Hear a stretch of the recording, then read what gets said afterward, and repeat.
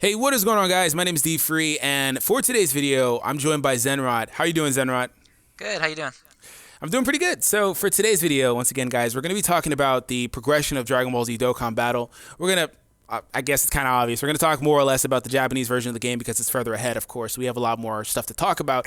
We're going to talk about the progression of the game and as far as like the power creep of the game goes and, the progression of the characters and so on and so forth. Now, Zenrod, just to kind of get your general thoughts on the game, how do you think it has been managed so far as power creeping and, bringing in new units of value, so on and so forth? That's an interesting question because it's kind of every now and again they do something really good and it restores my faith in their ability to design this game the right way. And then every now and again they do something so completely absurdly ridiculous that I have no idea what they're doing. Like from when Gogeta came out, all the units that came out after Gogeta weren't that bad. You never really had a unit after Gogeta that made you think, "Oh my god, this game is spiraling." And while the Gogeta meta kind of sucked because you really had to have Gogeta or bust, at no point did you feel like your pulls were getting invalidated very quickly. Then we hit Super Vegito, and everything sped up to just 10 times speed, where they're just dropping insanely broken shit a week, like not even a week apart. You'd pull Super Vegito or Broly. Like, let's say you pull Broly, and then a week later Gotenks comes out, and you're like, okay, Broly's already not that good. That's pretty much what's happening on Global right now. Yeah, basically, like, you get Broly, and you think, okay, great, I got a God Leader, I'm set, I'm happy. Then Gotenks comes out, and you're like, well, shit, I got a God Leader that does the same thing mine does, but he does it better. So, great. Or, you spend all your stones on Gotenks, and you're like, okay, I finally got a God Leader. And then during Gotenks' event, Super Saiyan Blue Kaioken comes out, and you're like, well, I could have just gotten that, and my AGL team would be better now. Yep. But now that we've hit Super Saiyan Rose and Vegito Blue, I'm kind of back in that Faith Restored kind of setting now, where I feel like all the mono teams have been fleshed out enough, they've had enough time to grow, that they're all relatively similar. Like, I know people think there's a set hierarchy and they love to shit on Broly. People love to shit on Broly. Mm-hmm. I don't think that any of them are hugely better than any of the other ones. I mean, there's little bits like, yeah, AGL and Int are probably better than the other ones by a little bit. Yep. But I don't think it's by a huge amount, and I don't think that Rose and Super Saiyan Blue invalidate the rest of the game. I'm sure we'll talk about it more when we get to talking about Rose. Something I really like that they did with those cards too is that, they're essentially rainbow leaders, but, obviously they have to maintain being with a hero team or a villain team. What I did like about them is that they could have made those cards with their leader skills because the game is all about leader skills, which is another problem in and of itself. They could have made those cards, 70% or up to where it invalidates everything else.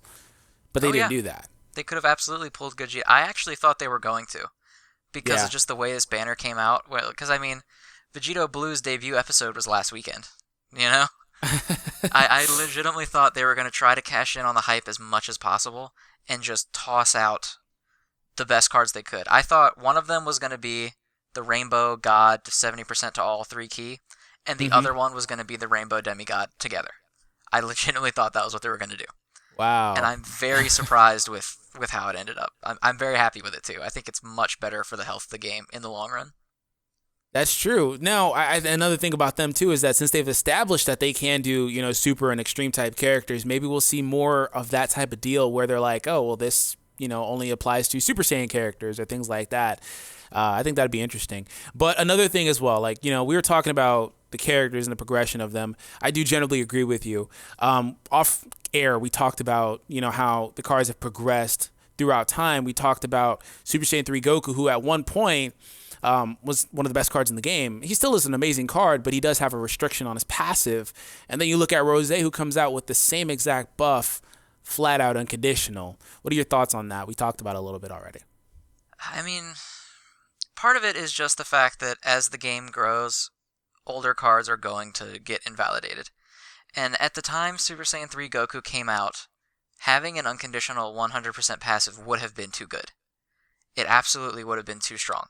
His STR version is 80%, and I know 30% is not a very big HP condition, but it's still a condition. Yep. almost no one back when he came out got unconditional attack boosts. All the ones that did were like STR Broly or Gogeta that got flat attack. Nobody got unconditional percent boosts like that. And so it would have been too good. But see, now we're coming up on the problem where Super Saiyan 3 Goku was a premium Dokkan Fest, you can't get this anywhere else card. And now Rose came out that's literally him, but better in every way. So what do you do going up Mm-hmm. from here? Do you say, well, sorry, you're out of luck, Super Saiyan 3 Goku, you're always going to be bad? Or do you introduce a way to make Super Saiyan 3 Goku better and keep up? Because invalidating banner cards is one thing. Like, a regular gacha, especially the ones with the GSSR pulls now, those cards are Mm-hmm. going to sometimes be good for a week. Like, look at Caroli from the Fusion banner. He was good for, I think, 2 weeks. Broadpan until she got murdered by that Rebirth Super Saiyan 2. Yeah, Super Saiyan 2 and the starter Goku both murdered Brawpan. Yep. Before his rebirth, adult Gotenks absolutely killed Caroli, and they came out not even a month apart. That's Yep. just going to happen. But when you start billing these units as exclusive to their Dokkan Fest banner, you'll never be able to get them anywhere else. And you make them not even worth it to own, you're going to start running into some problems, I think. That's true.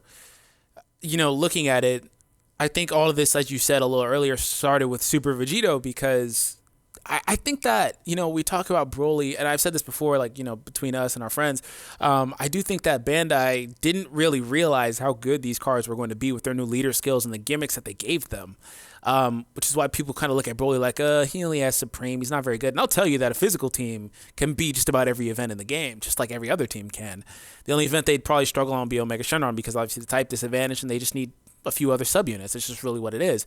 But at the same time, I think that Super Vegito kind of started this because around that same time he came out, you start seeing a wave of new stuff, and everything comes out. It's better than the other, cards are, or at least on par with those cards. And I think that's a good idea. One thing I didn't like about like the post or the post Gogeta was that I feel like Gogeta came out initially a little too soon because you see units like Full Power Frieza, at least on the Japanese version of the game, and Gohan come out after him. It's like, don't really need them. I don't really need to pull for them. At least I feel like with this, mantra that they're going with the game now, every unit has its own value in particular. However, I do agree with the fact that they probably shouldn't introduce things that become irrelevant, especially non-Dokkan Festival, or excuse me, the cards that are actually Dokkan Festival exclusive units, because those are cards that they can only be achieved during certain time periods. Everything else gets its own featured banner when it's new and then gets thrown into every other banner. So it doesn't really have the same amount of value, in my opinion. Yeah, you brought up a good, like an interesting point with Gogeta coming out ahead of Gohan and Frieza, despite Gohan and Frieza basically having the crappy versions of his leader skill. Mm-hmm. The mono Um, ones, yeah. yeah, the mono ones. The thing is that when they came out, they were fine mono leaders and they were amazing rainbow subs. Either one of them would have been fine in a rainbow team. So it's Mm-hmm. not that big of a deal. But now you've got it to where those units are usable in their mono. Like Gohan's still great, Frieza's still great. But then you've got Super Saiyan 3 Goku. We're talking about him a lot. You've got Super Saiyan 3 Vegeta, who is good, but he's kind of fallen off. Yep. Cell is borderline useless. I can't think of any situation where you would want to take Cell other than, I guess, Tanuka Super Strike or something. But, I I mean, wonder if Cell would have a Broly's... resurgence on a team with Black now, because the main problem I have with Cell is he doesn't have Ki. If Black's gonna give him Ki, Well, the maybe. problem is that he's got Buhan's passive, and he wants the orbs that Oh yeah, Buhan the wants, and orbs. Buhan always wins when it comes to who gets the orbs. So, He's the best choice to give the orbs to in the game, well, basically at this Cell and point. Buhan is another good example of what we were talking about with Super Saiyan 3 and Rose. Buhan is Cell, but better in every way. Yep. And I don't know how sustainable that is as a model. Because people are going to pull on these cards that they really want. Like when Cell came out, people really wanted Cell because he was Cell, he's a popular character. But you can't, like, people are getting wise to that. You can't keep marketing cards on just hype and then make them worthless in 6 months. Yep. So talking about that with sustainability, last question I had for you before we get out of here. As far as that goes, where do you see the game if it continues its trajectory, a year from now at this point? If it's still a thing, still active, how do you see the game with its power creep and all that intact, this trajectory? But do you think that the units that they've introduced today, yesterday, Rose, and these characters like that, or characters that are very viable in today's meta, will be viable a year from now? It's hard to answer that question right now because we're kind of right on the cusp of the dupe system. I mean, I think it's a week away, 2 weeks away maybe, and that's going to change my answer a little bit based on how it looks when it comes out. Rose and Blue Vegito gave me a lot of hope that maybe they realized what they were doing was not the smartest thing in the world, and that a game with more options is automatically a better game. This is true. But based on their history with everything else before this banner, a year from now, I would say Rose will still be good. He's dominant. There's no way he won't be good. Vegito Blue will still be good. You can't make double supers a bad thing. But as to their effectiveness in the metagame, that's a question that I think they will not be your go-to. I mean, Bandai needs to prove they can innovate with leader skills, because leader skills dominate the game, which, like you said, that's a whole nother mess that we don't have time to talk about. But if they can't innovate with leader skills and change the way that they work, and they just keep doing, okay, well now it's plus 60% and 3 key to everybody. Okay, well now it's 80% to villains. Like, we're just going to go through this loop where we have monos that are good, then the rainbow comes out, then we get monos that are better than the rainbow because they up the stats, then the rainbow comes out, and it's just going to be an endless cycle until people get tired of it. That's true. That's a very good way to kind of piss people off, because in a short amount of time you're going to say, well, I have. Let's use for Gogeta for an example. Whenever the rainbow leader of this new ilk comes out with the 70% and 3 key, you're going to look at Gogeta and say, ah. I have the old rainbow leader. Now there's a new, bigger and better one. Same thing that they did. And you can look at all the cards from like the first generation, the first wave of the monotypes, like Super Saiyan 3, AGL, Goku, and Texel, and those guys like that, Broly. And you look at their newer versions that have the leader skills for the monotype teams, and you're like, come on. And I can see what you're saying in that a year from now, we may have 6 key and 120%. That's the game I won't play. Right, exactly. Like, because, people, there was the big craze when the Monogods came out. There was the big hype, like, oh, I want to get them all. The next Monogod's coming out. I want all 5. But when the Rainbow Leader comes out, who cares if you have all 5? Congratulations, you just spent God only knows how many stones, and you got cards that will never lead another team for you. I feel like you're taking shots at me, Zen.